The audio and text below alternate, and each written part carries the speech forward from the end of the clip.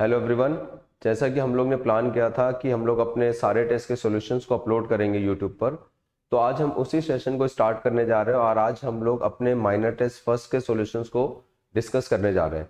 तो सबसे पहले हम लोग डिस्कस करेंगे अपने माइनर टेस्ट के फिजिक्स के टॉपिक के क्वेश्चंस को। तो स्टार्ट करते हैं हम लोग। सबसे पहला क्वेश्चन आपका, at what angle must the two forces x plus Y and x minus Y act so that the resultant may be under root of x square plus Y square. यहाँ पे कह रहा है दो फोर्सेज हैं, पहला force है x plus Y and दूसरा फोर्स है x माइनस वाई, और उन दोनों का रिजल्टेंट है आपका under root of x square plus Y square. ठीक है, और आपसे पूछ रहा है कि इनके बीच का एंगल क्या होना चाहिए। तो सबसे पहले अगर हम लोग बात करें तो आपको मालूम है कि अगर इस फोर्स को हम लोग क्या ले रहे हैं a, और ये फोर्स क्या हो हमारा b।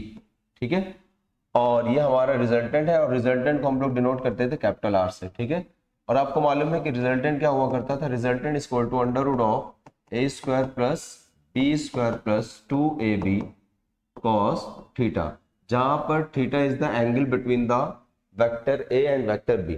ठीक है, अगर इसका हम रूट स्क्वायर कर दें या इसका हम लोग स्क्वायर ले लें तो आपका क्या हो जाएगा, ये r square equal to a square plus b square plus 2ab cos theta. और हमें इस थीटा को निकालना है, एक्चुअली यही आपसे एंगल पूछा गया है। तो r की वैल्यू आपको पता है under root of x square plus Y square. तो अगर हम लोग इस r की वैल्यू रखते हैं तो और स्क्वायर करते हैं तो it will be x square plus Y square is equal to a की value that is x plus y का whole square plus b that is x minus y का whole square plus 2 into a x plus y into x minus y into cos theta. अब आप यहां से इसको open करें तो x square plus Y square is equal to a square plus b square plus 2ab because it is a plus b का whole square. Now x minus y, so x square plus Y square minus 2xy plus a plus b into a minus b, so this is your 2x square minus y square into cos theta. ठीक है, अब आप देखेंगे कि ये और ये cancel out, ये और ये कैंसिल आउट हो गया और ये कैंसिल आउट हो गया इससे, तो यहाँ बचा x square plus Y square. तो फाइनली हम लोग इसको इस तरफ लेके आएंगे तो ये आपके पास बचेगा x square plus Y square minus term के साथ is equal to 2 times of x square minus y square into cos theta.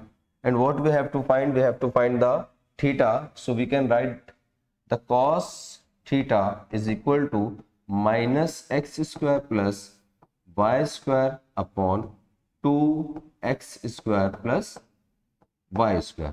तो यहां से हम लोग इसको cos इनवर्स के फॉर्म में लिख सकते हैं, that can be written as a final solution the theta can be written as cos inverse minus x square plus y square upon 2x square minus y square। So this is the final solution of this question and the option is option A, that is minus x square plus y square into 2x square minus y square। ठीक है, move करते हैं next question की तरफ। The question number 2, the resultant of vectors OA and OB is perpendicular to OA vector. कह रहा दो vectors हैं, वेक्टर A और ये वेक्टर कोई B है। Let this vector is vector A and this is your vector B। ये दो वेक्टर्स हैं और आपसे कह रहा है इन दोनों का रिजल्टेंट जो है वो इस OA से परपेंडिकुलर है, मतलब कि इन दोनों का जो रिजल्टेंट है, resultant is perpendicular to OA vector. ठीक है, OA वेक्टर मतलब A वेक्टर। ठीक है, तो कह रहा find the angle AOB that is AOB, और आपको साफ दिख रहा है कि OA is a vector and OB is a vector. तो finally we have to find the angle between the vectors theta. तो जो भी फॉर्मूले में हम लोग दैट पिछले फॉर्मूले में जो हम लोग ने लिखा था, इस फॉर्मूले में जो थीटा होता है it is the angle between the vectors. ठीक है, अब एक आपको इसने क्या बोला है कि इन दोनों का जो रिजल्टेंट है, इन दोनों का जो रिजल्टेंट वो OA की परपेंडिकुलर है, मतलब कुछ जो रिजल्टेंट है उसका कुछ इस तरह से है resultant R which is making 90 degree with OA, और इस एंगल को हम लोग अपने फॉर्मूले में बोलते हैं अल्फा। तो अगर हम इस अल्फा की बात करें तो 10 अल्फा क्या लिखते थे हम लोग, 10 alpha is equal to B sin theta divided by a plus b cos theta. तो ये होता था angle of resultant, alpha is the angle of resultant from vector a, from vector a. तो अब यहां से हम लोग कह रहे हैं कि it is the angle of resultant from the vector a and the angle of resultant from the vector is 90 degree. So we can write tan alpha instead of tan alpha we can write tan 90 degree, and is the OB is the vector B and this is the magnitude of the vector B, or magnitude of the vector B is 6 meters. So this is your 6 sin theta divided by A magnitude of 4, so this is your 4 plus B is 6 into cos theta. As we know that tan 90 degrees infinity, so we can write it 1 by 0. So this can be written as 6 sin theta divided by 4 plus 6 cos theta. If you multiply, cross multiply, so it will be 4 plus 6 cos theta is equal to 0. So from here we can find the value that 6 cos theta is equal to minus 4. So we can write that is 2 minus 2 and this is your 3. So the cos theta is equal to minus 2 by 3. So the theta is equal to cos inverse of minus 2 by 3. So this is the angle between these two vectors, or this is also called the angle AOB. So the answer is cos inverse minus 2 by 3. A is the correct answer. ठीक, next बात करें next question की। 4 forces are acting on a particle as shown in figure. Find out the net force on the particle. देखिए vector के कई सारे questions होते हैं, कुछ वेक्टर के क्वेश्चन जो होते हैं वेक्टर रिजॉल्व करके हम लोग करते हैं, वेक्टर के घटक करके करते हैं, ठीक है। तो यहाँ पर आपके पास वेक्टर है और आपको मालूम है एक हमारे पास स्टैंडर्ड ट्राइंगल होता है और स्टैंडर्ड ट्राइंगल में एंगल जो होता है ये 37 डिग्री होता है, इसके सामने ये 3, this is 4 and this is 5. So if I use this sine 37 it would be, sine क्या होता है आपके पास साइन 37, ठीक है। Sine is perpendicular upon hypotenuse, तो परपेंडिकुलर इज 3/5, मतलब लंब अपॉन आधार होता लंब बटे कर्ण। और cos 37 की अगर हम बात करें तो cos 37 इज 4/5, ठीक है।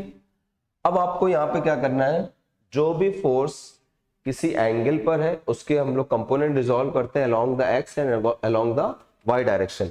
तो ये ऑलरेडी एक्स में है, ये ऑलरेडी वाई में है, ये ऑलरेडी वाई में है, तो ये एक फोर्स है जिसको हमें रिजॉल्व करने पड़ेंगे कंपोनेंट्स को, एंड दिस विल बी, इसका ये component this will be your 10 cos 37 and this will be your 10 sin 37 degree, and this can be written as 10 into 4/5 which is equal to of 8 Newton, or it will be 10 into sin 37 is 3/5, so we can write it 5 to the 10 or 6 Newton.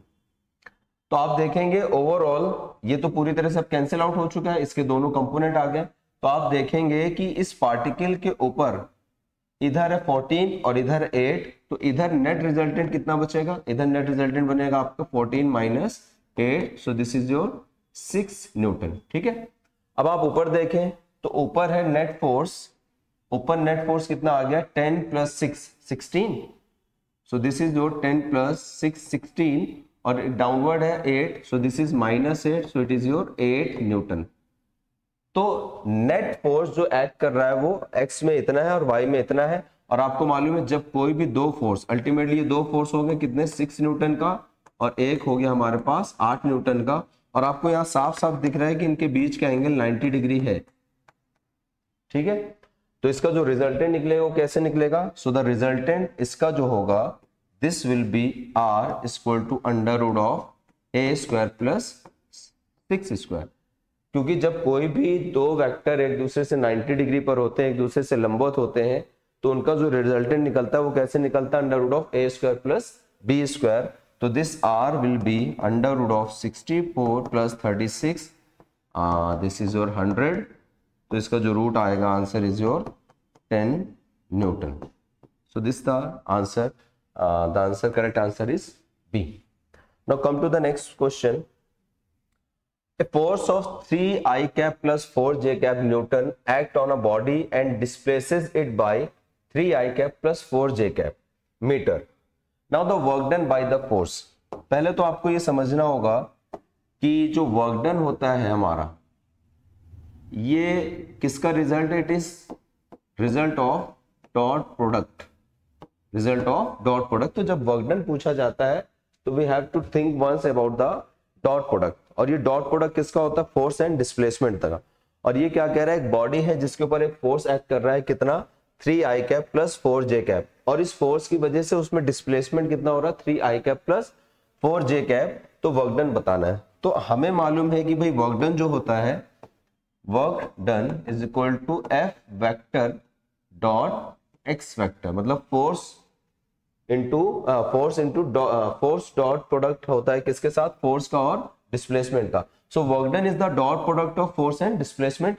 And we know that force is given as 3 I cap plus 4 J cap dot, और फिर से ये displacement है 3 I cap plus 4 J cap metre. और आपको मालूम है कि जो डॉट प्रोडक्ट का आपका सॉल्यूशन होता है वो क्या होता है? I वाला I के साथ मल्टीप्लाई होता है और J वाला J के साथ मल्टीप्लाई होता है, क्योंकि I dot I is 1 and I dot J is equal to 0. तो जब कोई I J के साथ डॉट प्रोडक्ट में जाता है तो उसका आंसर है 0. तो ये तो बहुत सिंपल सा क्वेश्चन है. तो इसका जो वर्क डन आएगा, I वाला I के साथ मल्टीप्लाई होगा. सो this is 3 into 3 plus 4 into 4. So this is your 9 plus 4 4 16. So this is your 25. तो और वर्क डन है तो वर्क डन की यूनिट क्या बेटा? आपकी जूल. तो आंसर है 25. So the answer is D. Now come to the next question.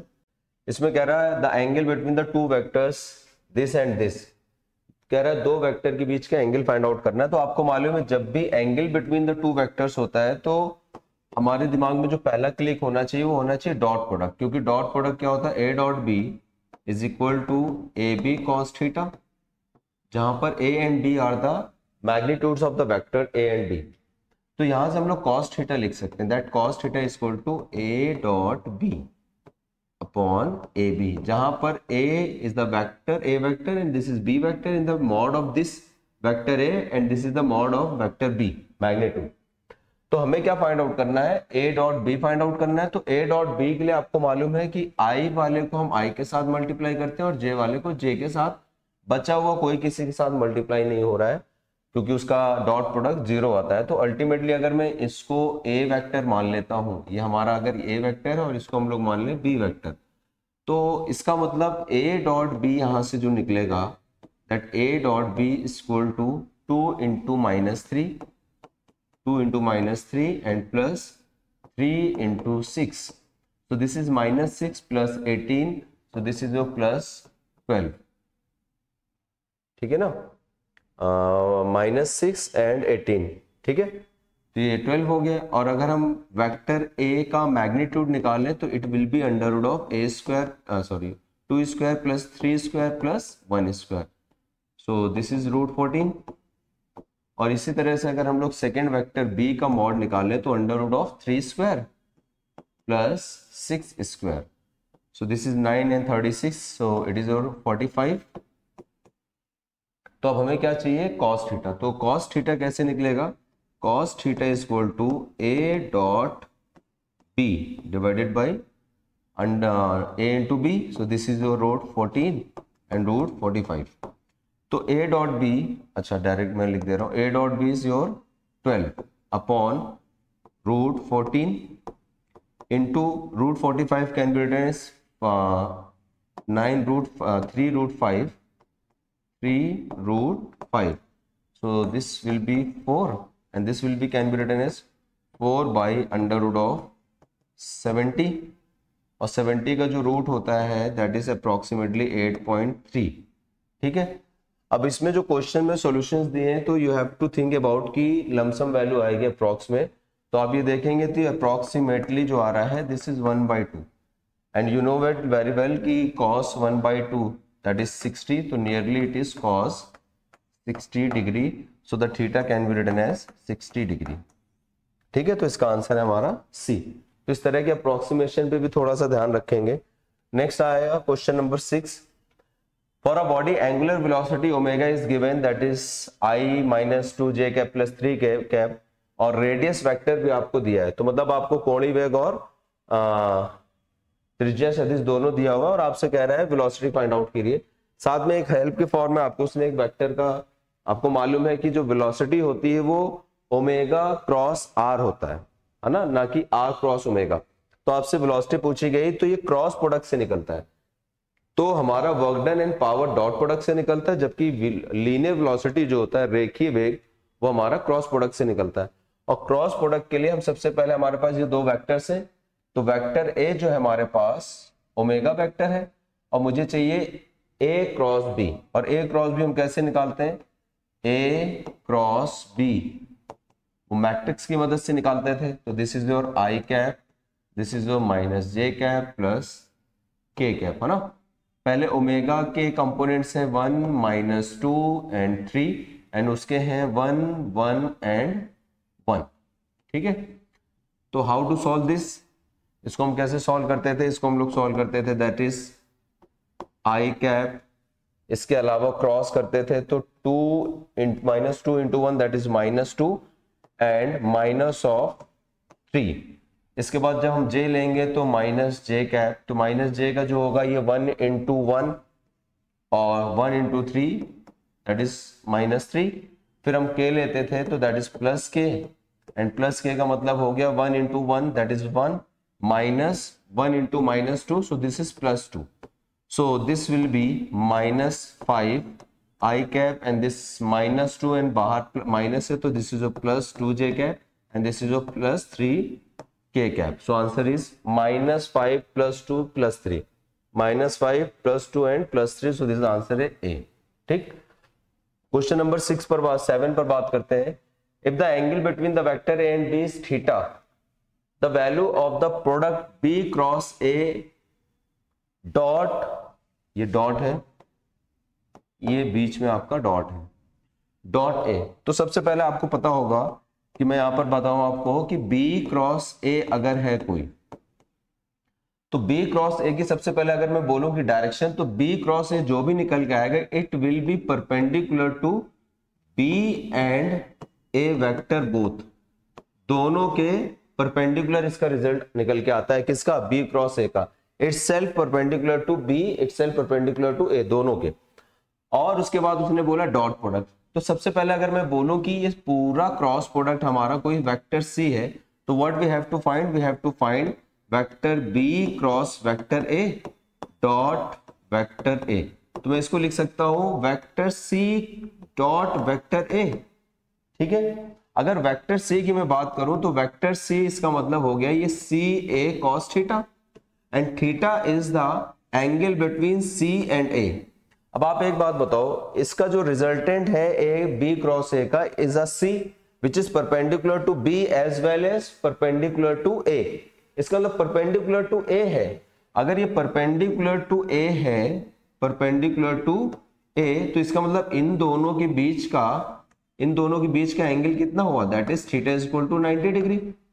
इसका मतलब क्या हुआ, this can be written as CA into cos 90 degree. और आपको मालूम है cos 90 degree is 0 and cos 90 0, तो ओवरऑल प्रोडक्ट इज 0, तो आंसर इज D, ठीक है। नेक्स्ट क्वेश्चन पर आते हैं, क्वेश्चन नंबर 8 पर। The velocity B is directed vertically upward and the vector C points towards south। आपको मालूम है कि जो डायरेक्शंस होती है हमारी, ज्योग्राफिकल डायरेक्शन जो होती है, नॉर्थ साउथ ईस्ट वेस्ट, ये सब हॉरिजॉन्टल प्लेन पर होती है। तो सबसे पहले अगर हम लोग हॉरिजॉन्टल प्लेन बनाए तो हॉरिजॉन्टल प्लेन ये होगा आपके पास, this is your horizontal plane जिस पर हमें डायरेक्शंस दिखती हैं, ठीक है। और आपको मालूम है कि ये जो है आपके पास ईस्ट और ये वेस्ट होता है। ये जो आपको दिख रहा है ये होगा नॉर्थ एंड ये होगा साउथ। और ये जो डायरेक्शंस होती है बच्चों, ये डायरेक्शन होती है अप ऊपर और ये नीचे डाउन, है ना। ये हमारे पिक्टोरियल डायग्राम होता है। अब क्या कह रहा है कि जो वेक्टर ए है, अब ध्यान से सुनो, जो वेक्टर बी है इज डायरेक्टेड वर्टिकली अप, तो वेक्टर बी तो ये है आपका, this is your vector b. and the vector c is points towards the south, तो vector c is pointed towards the south, तो ये है वेक्टर आपका c। अब आपसे कह रहा है b क्रॉस c बताना है, b क्रॉस c, तो आपको मालूम है कि b क्रॉस c अगर मुझे बताना है तो b क्रॉस c का मतलब होता है कि अपने फिंगर्स को हमें स्ट्रेट रखना है किसकी तरफ, b की तरफ, and we have to move toward the c, तो b से c की तरफ जा रहे हैं। अगर ये c क्रॉस b होता तो अपनी फिंगर को हम c में रखते और b की तरफ जाते। तो आप देखो अपवर्ड ये है और जो नॉर्थ साउथ डायरेक्शन है वो ये है ना, इस तरह से, तो इस तरह से ये चीज है। तो अपने हम फिंगर्स को टुवर्ड्स द साउथ रोटेट करेंगे तो आपका थंब किधर आएगा, टुवर्ड्स द ईस्ट। तो इसका मतलब b क्रॉस c की जो डायरेक्शन आएगी and this is towards the east, तो b cross e is towards the east, तो answer is in the east direction. ठीक है, now question number 9, I dot, ये डॉट है, डोंट, ये सारे डॉट लगे हैं यहां पर बीच में, ठीक है, ये सारे डॉट हैं। अच्छा, आपको क्रॉस प्रोडक्ट के कुछ प्रॉपर्टीज पता होंगी। क्रॉस प्रोडक्ट की प्रॉपर्टी होती है क्या चीज बच्चों, I cap cross J cap is equal to K cap, है ना। I dot J, I cross J is equal to K cap, J cross K cap is equal to I cap. इसी तरह से K cross I cap is equal to J cap होता है आपके पास। ठीक है, तो यहां से हम लोग देख सकते हैं जे के को हम लोग आई लिख सकते हैं, तो इसका मतलब ये जो हमारा पूरी चीज लिखी है we can write it now, i dot j cross k को लिख सकते हैं i cap plus j cap तो है dot k cross i, k cross i can be written as j cap, ठीक है, plus k cap dot i cross j, I cross j can be written as k cap. और आपको मालूम है कि i dot i is equal to 1, j dot J is equal to 1 and k dot k is equal to 1, तो the total is 1 plus 1 plus 1 is equal to 3, so the answer is D. ठीक है,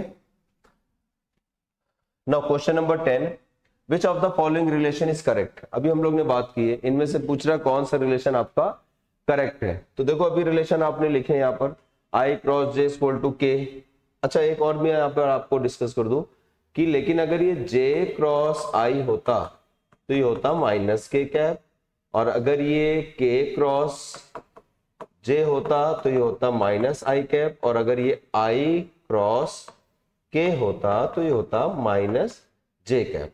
ठीक है, तो अब यहां पर देख लो, क्या के क्रॉस जे आई कैप होता है, के क्रॉस जे माइनस आई कैप होता है, तो ये तो हो गया गलत। आपसे पूछा है सही, तो आई क्रॉस जे क्या के कैप होता है, आई क्रॉस जे, ठीक है, I cross J equal to minus J cap होता है, तो ये भी गलत है। सॉरी, आई जे पूछा ना आपसे, तो आई क्रॉस जे देखिए, आई cross J equal to K cap, तो आई क्रॉस जे तो के कैप होता है, तो ये माइनस के कैप है, और आई डॉट जे होता है वो 0 होता है ना कि 1 होता है, तो करेक्ट आंसर क्या आपका, J cross I equal to minus K cap. ठीक है, नहीं तो एक बार क्रॉस चेक कर लीजिए, देखिए क्या पूछा आपसे, जे क्रॉस आई कैप, तो J cross I cap is J cross I cap equal to minus K cap. ठीक है, होपफुली आंसर समझ में आ गया।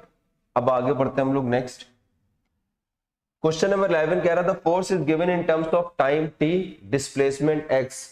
टाइम टी, टाइम का बेटा आपको मालूम है, इसको हम लोग कैपिटल टी से लिखते हैं इन द ब्रैकेट, एंड जो डिस्प्लेसमेंट है ये एल होता है। ठीक है, इसकी dimensions by the equation f equal to this and this, then find the dimension of b and d. अब आपको पता है कि अगर ये एफ दिया हुआ है तो ए कॉस बी एक्स प्लस सी साइन डी टी है ये। तो आपको मालूम है कि जो भी चीजें ट्रिग्नोमेट्रिक फंक्शन के साथ लिखी होती है वो सब डायमेंशनलेस होती है। तो पहले तो हमें ये बात पता है कि ये जो चीज है वो कैसी है, डायमेंशनलेस है। This is dimensionless, this is also dimensionless, ठीक है। और ये पूरा भी कैसा है, डायमेंशनलेस है। तो ये पूरी चीज भी कैसी है आपकी, दिस इज ऑल्सो डायमेंशनलेस, ठीक है। ये भी कैसी है, डायमेंशनलेस, ठीक है। क्योंकि साइन, कॉस, टेन, ये जितने भी ट्रिग्नोमेट्रिक फंक्शंस होते हैं वो सब डायमेंशनलेस होते हैं। और प्रिंसिपल ऑफ होमोजेनिटी क्या कहती है कि इक्वेशन के लेफ्ट हैंड साइड की डायमेंशन राइट हैंड साइड के डायमेंशन के बराबर होनी चाहिए। और साथ में वो ये भी कहता है कि दो फिजिकल क्वांटिटीज आपस में तभी जुड़ और घट सकती है जब दोनों की डायमेंशंस क्या हो, सेम हो। तो इस रूल को फॉलो करते हुए हम लोग लिख सकते हैं कि dimension of F must be equal two of dimension of a cos bx that is equal to dimension of c sin dt, ठीक है। अच्छा, साथ में आपको एक चीज ये भी पता है पैरेलल में कि आपको मालूम है कि b into x is a dimensionless. तो bx की जो डायमेंशन आप लिखेंगे वो क्या लिखेंगे, डायमेंशनलेस। तो ml0 t0, m0 l0 t0। तो आपको पता है कि b की डायमेंशन इज इक्वल टू लिखा जाएगा m0 l0 t0 divided by dimension of x, ये इधर आएगा, and the dimension of x is l, so this will be m0 l0 t0 divided by l। So dimension of b is m0 l minus 1, this is l minus 1 and t0। इसी तरह से बेटा dt, हमें d और b का निकालना है तो इसकी शायद हमें जरूरत ही नहीं पड़ेगी, ठीक है। अगर हम लोग dt की बात करें तो आप बात करेंगे तो dt हमारा कैसा है, dt इज ऑल्सो डायमेंशनलेस, तो m0 l0 t0। लेकिन यहां से अगर मैं डायमेंशन ऑफ d लिखूं तो dimension of d will be m0 l0 और t0 divided by dimension of time, and the dimension of time is capital T। तो जब ये ऊपर जाएगा तो इनवर्स बनेगा, तो it will B m0 l0 t minus 1। तो हमसे रेशियो पूछा गया है, तो अगर इसकी जरूरत पड़ती तो आप ये भी फंडा यूज कर सकते थे, है ना। तो एक मैं इसके अलावा बता दूं बेटा, ये तो आपका डायमेंशनलेस, ये भी कैसा डायमेंशनलेस। तो मतलब dimension of f is equal to dimension of a is equal to dimension of c। अगर a और c की बात करता तो a की वही डायमेंशन होगी जो f की है और c की भी वही डायमेंशन है जो f की होगी।